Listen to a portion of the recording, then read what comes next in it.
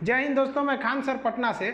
अभी हाल में नेपाल और पाकिस्तान दोनों ने अपने नए नक्शे को जारी कर दिया है और अंतर्राष्ट्रीय ये दबाव बनाना चाहते हैं कि बाकी के देश भी उनके द्वारा जारी किए नक्शे को मान ले। अब इस नक्शे को वो किस उद्देश्य से लाए हैं और इसका भारत पर क्या असर पड़ेगा और भारत कैसे उनके मंसूबों को नाकामयाब कर सकता है, इसको समझते हैं। नेपाल ने जो शुरू से अपना जो नक्शा दिखाया है उसमें इसने किसी भी टाइप के यहाँ एक्स्ट्रा रीजन को नहीं दिखाए हैं, लेकिन अचानक जब से केपी शर्मा ओली की सरकार और प्रचंड की सरकार, जो दाहाल साहब की सरकार, इनमें जो खटपट होने लगा तो इन्हें अपनी सरकार को बचाने के लिए पब्लिक के पास चुनाव में वोट मांगने के लिए कोई रास्ते नहीं बचे थे। इसलिए इन्होंने राष्ट्रीय मुद्दा खोल दिया और इन्होंने 3 नए स्थान, कालापानी, लिम्पियाधुरा और लेपुलेख, ये 3 नए हिस्से को अपने इस नक्शे में जोड़ के एक एक्स्ट्रा हिस्सा यहाँ पर बना दिया और इसको आनंद फानन में जल्दी से अपने संसद से पारित भी करा दिया और इन्होंने इसे अंतर्राष्ट्रीय देशों को और यूएन तथा गूगल को भेजा है कि आप हमको इस तरह के नक्शे को दिखाइए। अब इसका क्या असर पड़ेगा, देखिए। अंतर्राष्ट्रीय लेवल पे तो कोई भी देश नेपाल का उतना सपोर्ट नहीं करेगा, क्योंकि भारत और नेपाल की जब बात आएगी तो पूरी दुनिया भारत की ओर खड़ी होगी। लेकिन गूगल के पास अगर जाएगा तो गूगल के लिए 2 रास्ते होते हैं। आप जिस देश में बैठकर गूगल मैप को यूज़ करते हैं वो उस कंट्री के हिसाब से खोलता है। अगर आप इंडिया में देखेंगे नेपाल के मैप को गूगल के हिसाब से तो वो इस हिस्से को नहीं दिखाएगा, लेकिन नेपाल में बैठ के देखेंगे तो वो दिखाने लगेगा। इसके क्या उपाय है कि हमें गूगल पर अभी से दबाव बनाना चाहिए कि आप अगर नेपाल के इस मैटर को मानेंगे तो फिर हम गूगल मैप को इंडिया में बैन कर देंगे, जिस तरह से चाइना ने बैन कर दिया है। तो गूगल देखेगा कि इतना बड़ा आबादी है, इतना उसके लिए मार्केट बड़ा है इंडिया, तो वो नेपाल की इस बात को नहीं मानेगा। लेकिन अगर भारत यहाँ देर कर देता है तो गूगल के पास एक बहाना हो जाएगा कि हमने तो नेपाल के लिए कर दिया, अब आप बाद में आ रहे हैं। तो इसमें गवर्नमेंट को तेजी ले आनी चाहिए। लेकिन पाकिस्तान ने जो नक्शा जारी किया है उसके में हम समझते हैं पाकिस्तान अपने ही नक्शे में पहले कुछ गलती कर दिया। ये जो नक्शा है ये पाकिस्तान का है, ये इंडिया के द्वारा दर्शाया गया नक्शा नहीं है, इसलिए इसमें पीओके जो दिख रहा है वो पाकिस्तान का हिस्सा दिख रहा है, जबकि भारत का पूरा कश्मीर है। शुरुआत से जो पाकिस्तान ने जिस नक्शे को दिखाया उसमें उसने केवल पाक ऑक्युपाइड कश्मीर को दिखाया, जिसमें बाल्टिस्तान, गिलगिट और आज़ाद कश्मीर का एरिया था। वो हमारे जम्मू कश्मीर एरिया को शुरू से नहीं दिखा रहा था।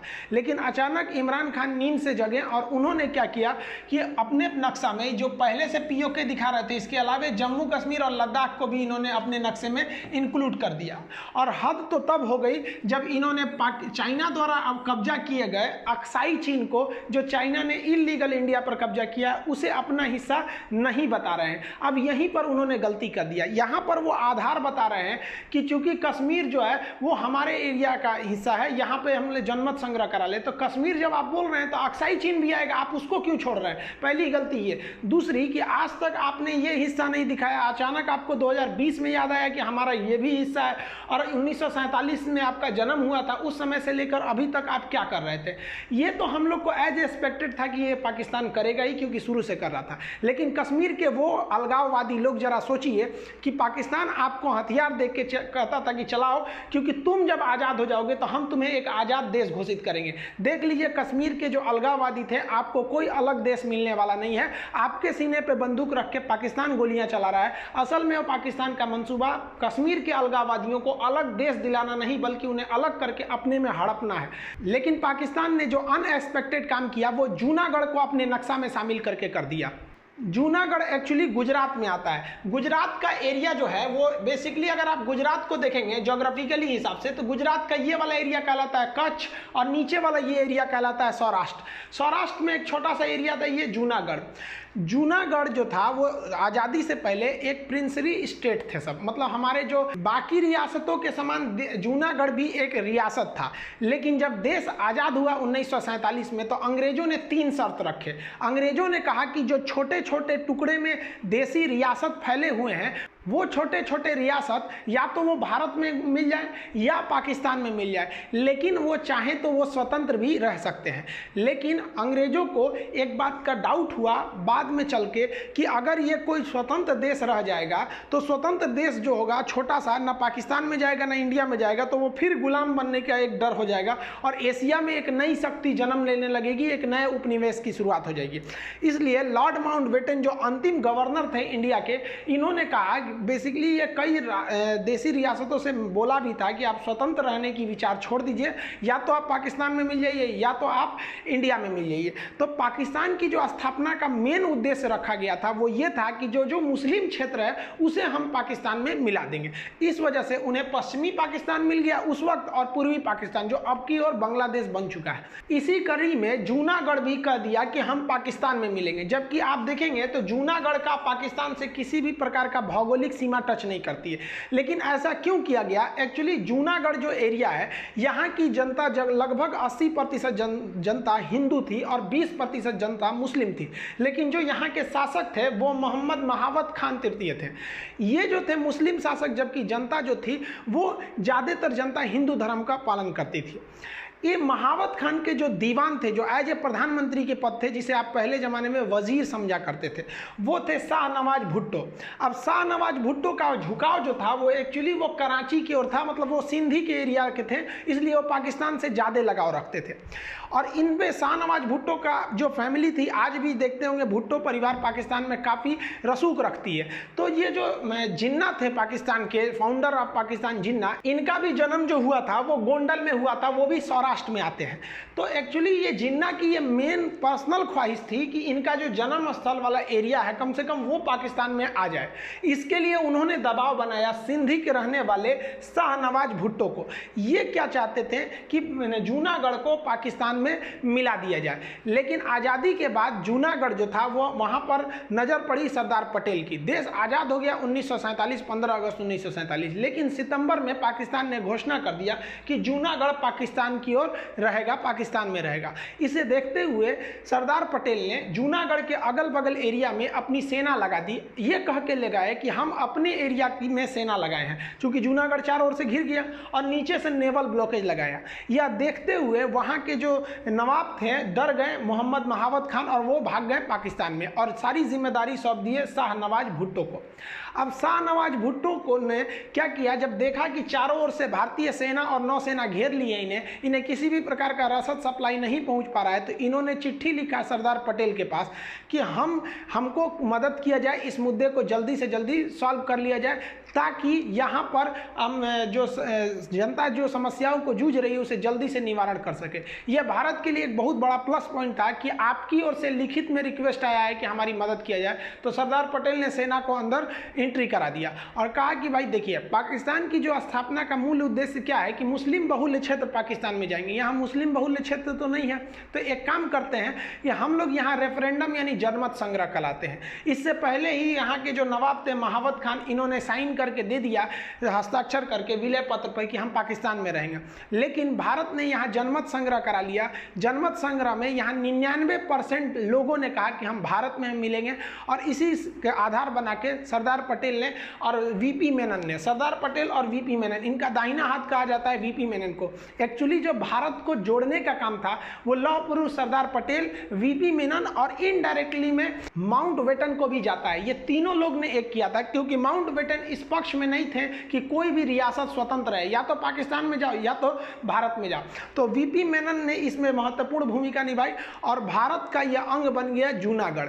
लेकिन पाकिस्तान इसे यूनाइटेड सिक्योरिटी काउंसिल में भी लेके चला गया, यूएन में, जहां पर कुछ खास इसका बात नहीं रह पाया। पाकिस्तान मेनली फोकस रह गया कश्मीर पर, इसलिए पाकिस्तान बहुत जल्दी कर रहा है और वो इसे इंटरनेशनल कम्युनिटी में उठाने के लिए ये नक्शा को लाया है। इस नक्शे को लेकर पाकिस्तान सीधे दौड़ेगा यूनाइटेड नेशन में। यूनाइटेड नेशन के जनरल असेंबली में इस नक्शे को उठाने में वह सफल भी हो जाएगा। लेकिन यूएन द्वारा दिया गया नक्शा किसी भी तरह की मतलब बाध्यता नहीं होती है। यूएन अपने नक्शे में बनाते वक्त ही कहता है कि यह नक्शा किसी भी तरह के प्रमाण या इन्फोर्समेंट नहीं करता है। यहाँ पर इस नक्शे में यूएन द्वारा बनाए गए कई नक्शे में विवादित क्षेत्र को डॉटेड कर देता है, जैसे हमारा पीओके को और अक्साई चीन को। इसका मतलब ये नहीं हो जाता है, यूएन ने अपने संविधान में ही, उसने अपने रिजोल्यूशन में ही लिखा है कि हमारे द्वारा दिया गया नक्शा किसी भी देश की इंटरनेशनल बाउंड्री की प्रमाणित नहीं करता है। तो यूएन द्वारा इनको नक्शा मिल भी जाता है तो इसका कोई इफेक्ट नहीं पड़ेगा। लेकिन पाकिस्तान यहाँ मुद्दे को उठाएगा जनरल असेंबली में, लेकिन यह मुद्दा जाएगा सिक्योरिटी काउंसिल में, सुरक्षा परिषद में, जहाँ पाकिस्तान और भारत दोनों दोनों को ही अस्थाई सीट नहीं है। सिक्योरिटी काउंसिल में केवल 5 देशों को अस्थाई सीट है, अमेरिका है, ब्रिटेन है, फ्रांस है, रूस, चाइना, ये 5 देशों को है। अब इमरान खान पाकिस्तान को चाइना का खुला सपोर्ट मिल जाएगा, ये हम सबको एज एक्सपेक्टेड है, लेकिन यहाँ 5 को सहमत होना जरूरी है। जो एक भी अगर इसमें सहमत नहीं है तो उसे कहते हैं बीटो। 5 में से अगर एक भी सहमत नहीं है तो वो बीटो कर देगा कि हम सहमत नहीं है, पूरा प्रस्ताव रद्द हो जाएगा। इससे पहले भी पाकिस्तान बहुत बार कश्मीर का मुद्दा उठाया है कि जिस तरह भारत जनमत संग्रह करके, रेफरेंडम करके जूनागढ़ को कब्जा कर लिया, जूनागढ़ को अपना हिस्सा बना दिया, उसी तरह कश्मीर में भी कराइए। चूंकि उस समय अगर करा देता भारत तो 370 लागू था और जेन्युइन है कि जनमत संग्रह से वो पाकिस्तान की ओर जा सकता था। तो पाकिस्तान की इस मांग को रोकना उस वक्त जरूरी था। तो रूस हमारा बहुत साथ दिया था। रूस ने पाकिस्तान के इस मुद्दे पर वीटो कर दिया कि हम नहीं चाहते हैं कि भैया इसमें जनमत संग्रह हो। और पाकिस्तान यहाँ तो एक बार और हार जाएगा, क्योंकि पाकिस्तान ने खुद स्पेशल रिक्वेस्ट किया था यूएन में कि आप जांच कीजिए कश्मीर इशू का। तो डिक्सन आयोग ने कह दिया कि कश्मीर मुद्दा कोई भी अंतर्राष्ट्रीय नहीं है, बल्कि भारत और पाकिस्तान का एक आपसी मुद्दा है। तो आपसी मुद्दे को आप इंटरनेशनल ऊपर पे नहीं ले जा सकते। लेकिन ये भाई साहब है ना चाइना वाले, ये बहुत करेंगे कि चाइना चाहता है कि पाकिस्तान के थ्रू वो भारत को अनस्टेबल करना चाहे, लेकिन इससे कुछ नहीं होने वाला है। रूस फिर हमारे फेवर में वीटो करेगा। इस बार फ्रांस भी हमारे ही साथ है, ब्रिटेन भी है और अमेरिका। डोनाल्ड ट्रंप तो एकदम फिक्स मूड बनाए हैं, या अमेरिका का तो एकदम फिक्स है कि भैया कश्मीर इशू अब जो सिनेरियो बन रहा है, जब से पाकिस्तान ने वहां पर ओसामा बिन लादेन को शरण दिया हुआ था, या फिर इधर की जो घटनाएं हो रही हैं, पाकिस्तान जो चाइना के फेवर में जा रहा है, तो अमेरिका पाकिस्तान को छोड़कर भारत के फेवर में जा रहा है। इसलिए यहां हम 100% कह सकते हैं कि अगर चाइना के फेवर में या चाइना के इशारों पर पाकिस्तान कश्मीर मुद्दे या जूनागढ़ मुद्दे को यूएन के सिक्योरिटी काउंसिल में ले भी जाता है तो वहां पर जीत भारत की ही होगी, क्योंकि बाकी भारत के फेवर कंट्री भारत के पक्ष में वीटो कर सकते हैं। पाकिस्तान के पास यहां एक और मुद्दा बच जाता है, अब वो जाएगा इंटरनेशनल कोर्ट में। इंटरनेशनल कोर्ट में जाने पर भी पाकिस्तान के लिए एक निगेटिव चीज है कि international court of justice Pakistan से पूछेगी कि आज तक जो आप नक्शा दिखा रहे थे उसमें केवल पीओके को आप अपना बता रहे थे, अचानक आपको ऐसा क्या प्रूफ मिल गया जो आज़ादी के बाद 2020 में आपको जम्मू भी याद आ गया, कश्मीर भी याद आ गया, लद्दाख भी याद आ गया, हद हो गया आपने जूनागढ़ को भी याद कर लिया, ऐसा क्यों किया? और यहाँ एक और प्लस पॉइंट रहेगा कि भारत के जो जज हैं दलवीर भंडारी, ये इंटरनेशनल कोर्ट में वो भी हैं, इसलिए अगर भारत के साथ पक्षपात होगा तो जेन्युइन है वो भारत के मुद्दे को पर्सनली भी जरूर देखेंगे, यहाँ उम्मीद किया जा सकता है। पाकिस्तान भी जाएगा गूगल के पास कि वो अपने नक्शे में इस एरिया को दिखा दे।